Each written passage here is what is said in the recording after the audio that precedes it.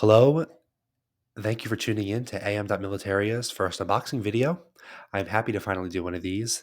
This is just an informal video where I'm going to showcase some recent items that I picked up. And I had these sitting on my desk and I was unsure about what to do with them. So I thought, why not open them up on camera?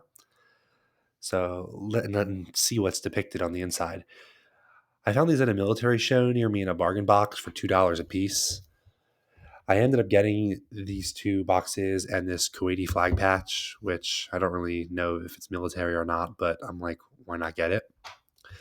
But I got these in a bargain box. They were $2. Everything was $2, and he cut me a deal for $5. So I guess it was a deal. I'm probably gonna make two videos for each one of these, and I'm gonna start today with the Countermine Identification Training Program one. It's pretty cool. Like I said, not really sure what these were. These, I guess this is part of a series. I've been seeing them sell for like $15, $20 on eBay. When I saw they had like various regions across the world. So they had like Korea, Mozambique, Angola, and then these are Bosnia and former Yugoslavia. So it's pretty cool. It's in its original packaging. And so I guess this is the one we're going to open today. So at the top it says GTA 5-10-38, part of the Countermine Identification Training Program, or CIT, from the region Bosnia and former Yugoslavia, dated 17th June 1997, and has a cool slogan, "Be aware, mines don't care." It's from the U.S. Army Engineer School, Fort Leonard Wood, Missouri, Countermine Training Support Center. It says the same thing on the back. No writing on the sides. I'm primarily a Cold War collector, but when I see things like these that I don't know, I buy them and kind of open them up and just take a look at them. But if you know your history of the region, you know that the collapse of Yugoslavia at the end of the Cold War resulted in a major conflict in which a lot of landmines were placed and then had to be removed afterwards. A famous advocate for landmine clearing in Bosnia was Princess Diana. So these cards, do make sense. Lots of landmines would make sense. People would want to identify them. So, I mean, former Yugoslavia conflict, post Cold War, I guess it kind of has to do somewhat with the Cold War. So, why not? So, let's open them. I didn't do much research on these because I kind of wanted to be a surprise. And so, let's take a look. So, like I said, it's in its original packaging, some sort of like plastic seal. So, I have a knife. Let's open these up.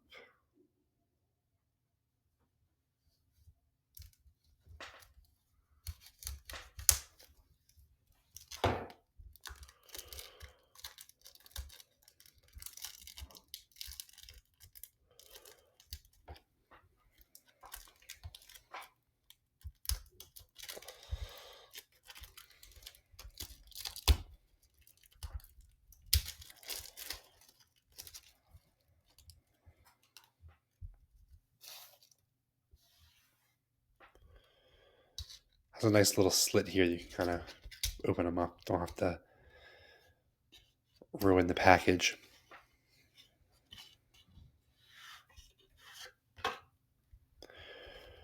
So on the front, the first card here, it has the same thing on the cover, although I just realized I guess they're kind of blue. This one's a little lighter of a blue text and writing than this one, but we have a variety of cards here.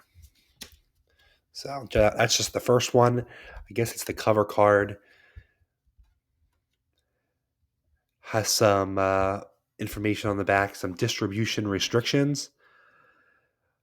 Distribution authorized to U.S. government agencies only to protect technical or operational information from automatic dissemination under the International Exchange Program or by other means. This determination was made on the 25th of February, 1996. Other requests to this document will be referred to Commandant's U.S. Army Engineer School, and then some technical information. Destruction notice: destroy by any method that will prevent disclosure or contents or reconstruction of the document. I don't really know what that means, but that's the cover card.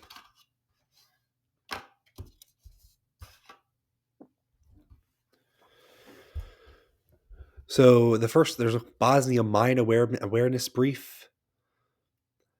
Guess it tells you a little bit about why these cards are here.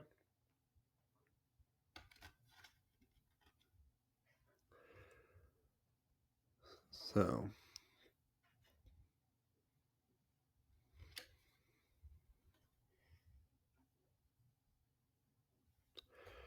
pretty cool. Just a little thing I'm noticing here. It said there were 174 United Nations peacekeeping force landmine incidents in the former Yugoslavia between April 1992 and June 1995, which included 204 casualties and 20 deaths. So that's a little fact there. So I guess here's the deck contents. So the first one, obviously, is this one, the deck contents and glossary. And then the Bosnia Mine Awareness Brief, which we looked at, and the 1 fuse characteristics, 1 fuse types, 19 personnel mines, 10 anti-tank mines, 8 booby traps, 9 fuses, and 1 mine system. And then note at the bottom, all detectability based on PSS 12 capability, good, fair, or poor. Here's the glossary. We can always refer back to this if we need to.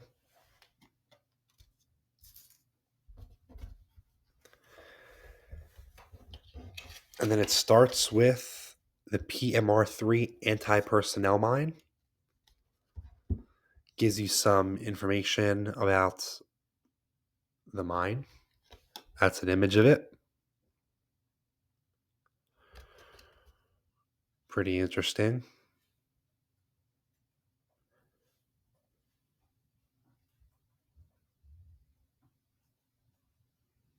So it tells you breach guidance information. Avoid, mark, and record mine plow good and MICLIC good. So pretty interesting.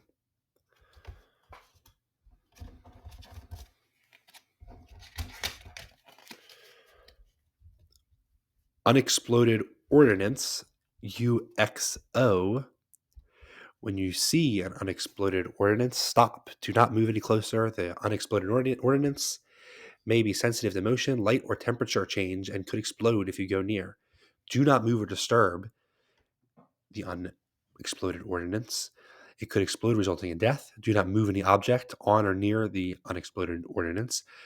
The unexploded ordnance can become unstable over time and may detonate with any motion. Note the location, the direction, and the landmarks or other features that could aid in detecting the unexploded ordnance. Leave the unexploded ordnance hazard area immediately. Other unexploded ordnances may be present. Report the unexploded ordnance to your chain of command. Do not enter fenced areas or areas with posted unexploded ordnance warnings. Remember, if you did not drop it, do not pick it up. It's interesting. And it has some pictures of unexploded ordnances.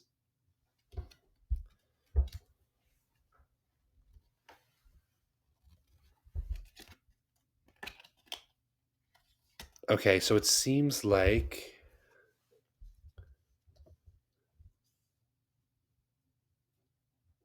there's a multiple of these unexploded ordnance cards,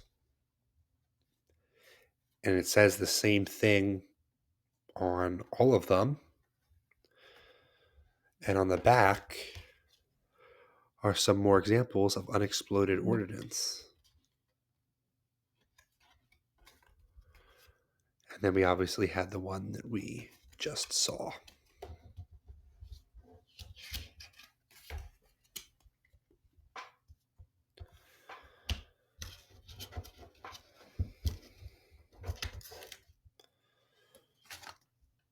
We have this mechanical fuse type action and activation requirements card.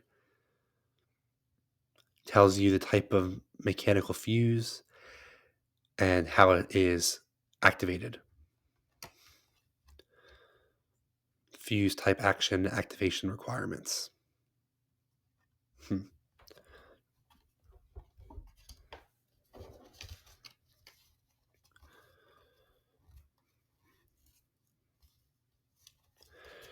Some general characteristics, fuses.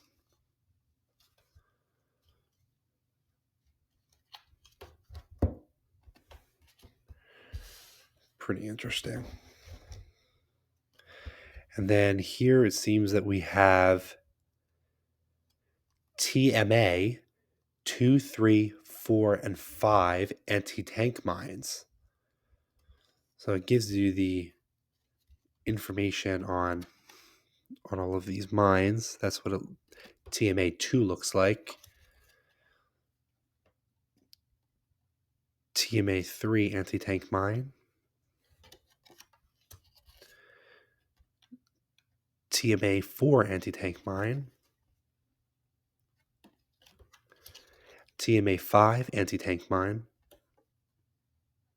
Pretty interesting. Feel free to pause the video at any time to take a look at the characteristics or the image is better at these.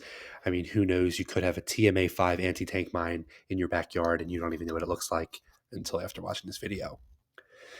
And then we have what looks like some PMR mines. PMR2, PMR-2A, PMR2-2AS, PMRI, PRM1, dash S, PMA2, and PMA-3. I don't know what the difference between, PMA. Okay, I see now. So some more mines. Take a look at the individual cards now. That's what that one looks like.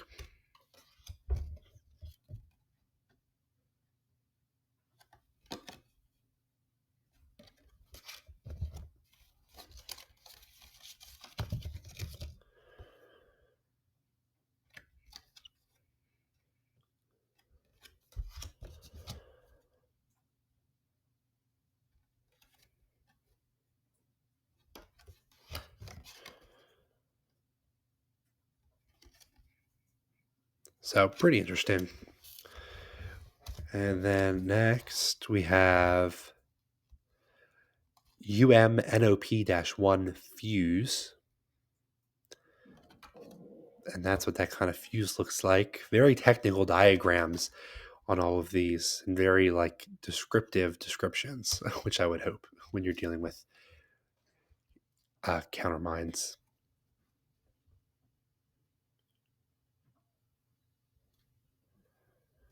PMN anti-personnel mine. It's a lot to memorize. PMD-1 anti-personnel mine. TMRP-6 2X4 booby trap. This booby trap is designed to defeat detection by the PSS-12 mine detector. Burying the mine to a minimum depth of 12 inches will defeat detection by the PSS-12. This procedure may be used with any TMA series mine. Shown here is an example of a TMRP-6 mine placed the minimum depth with a 2x4 board placed on the pressure plate. So that's actually pretty interesting. They have the 2x4 board placed on the pressure plate of the mine. So you can see there. So it's under the grass there. So if you step on that, it'll activate the mine.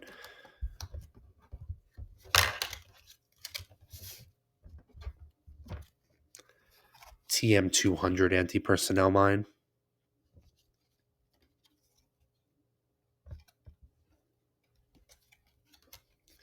VP-13 seismic mine control system. That's a little wild there. Scatterable anti-tank mine.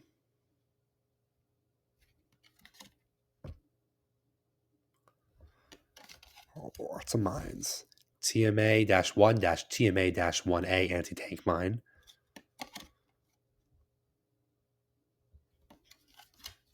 TMA-2/Super AHD booby trap.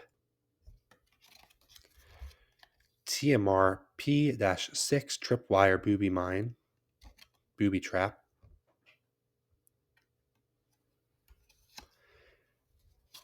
This booby trap consists of a TMRP-6 anti-tank mine, a tilt rod, and a tripwire. Vehicles or personnel may detonate the mine. A variation of this emplacement is to bury the complete mine horizontally, to include a tilt rod or at any intended optimum angle in a berm near the road. Some mines are placed in berms that are so near the road that may impede the traffic flow, requiring the mine to be bulldozed out of the way. In this case, there is no wire attached.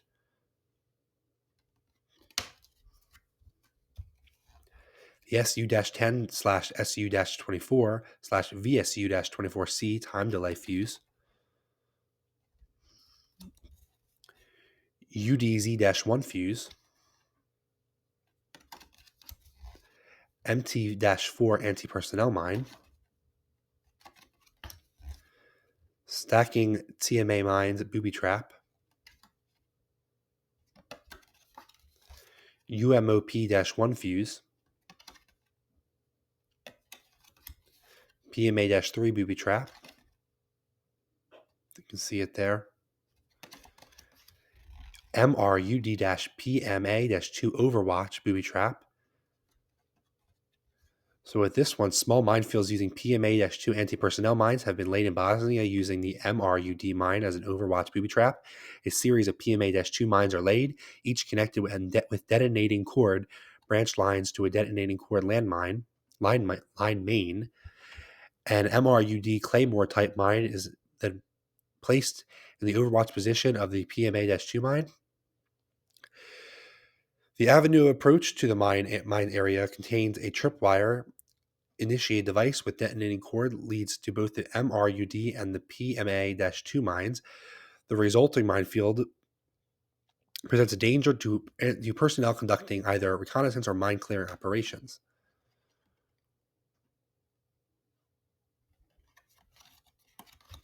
Mortars booby trap. This booby trap may be detonated by a vehicle or personnel. Mortars are placed on each side of the route with a tripwire strung across the route. Mortar shells with the truck line. Door/flower pot booby trap. Door rigs are especially a concern in urban environments. Mine and grenades that are tripwired to a door is an effective way to dispatch the unprotected person. Shown here is a PROM-1 anti-personnel mine hidden within a flower pot. So it's a door opens, pulls the fuse, and it detonates. And finally, the last card we have is the UDOP-1 fuse. And there it is. So we have many, many different types of mines, booby traps, fuses, mine systems. I really found it interesting that they had booby traps in here and common booby traps and how to diffuse them. I think that was quite interesting. And that's pretty much all we have for this package here. I'd like to especially thank some of my friends, Josh, Caesar, and Arby, very supportive, and everyone who has followed me on my Instagram channel and subscribed to my YouTube channel. Before we go, I'd just like to say, if you could, like this video, comment, and subscribe to am.militaria on YouTube. And if you have Instagram and you'd like to see my collection, I post there pretty frequently with some interesting things in the story. You can also follow us on Instagram at am.militaria, and I would really appreciate it if you would do that. It gives me the encouragement to keep doing videos like this. Stay tuned for our next video. Thank you, and have a good rest of your day.